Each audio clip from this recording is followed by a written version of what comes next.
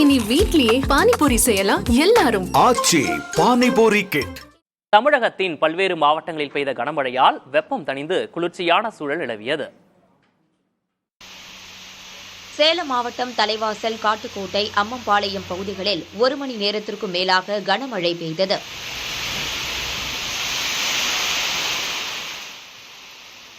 தூத்துக்குடி மாவட்டம் திருச்செந்தூரில் கடந்த சில நாட்களாக வெயில் சுட்டரித்த நிலையில் பலத்த காற்றுடன் கனமழை பெய்தது.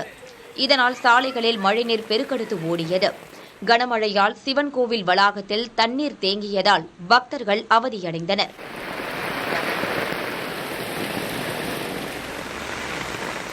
கோவில்பட்டியில் மிதமான மழை பெய்ததால் வெப்பம் தணிந்து குளிர்ச்சி நிலவியது.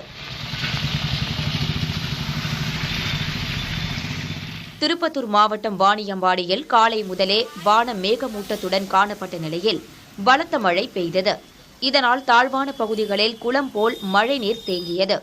இருசக்கர வாகனத்தில் சென்ற சிலர் நிலை தடுமாறி கீழே விழும் நிலை ஏற்பட்டது.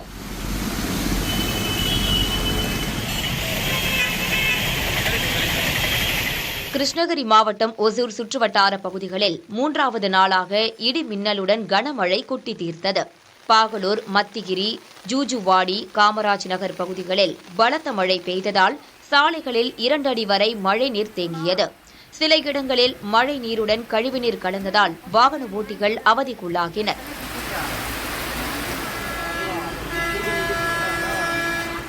இதேபோல் தேனி மாவட்டம் ஆண்டிப்பட்டி, கம்பம், தென்காசி சுற்றுவட்டார பகுதிகளிலும் மழை பெய்தது.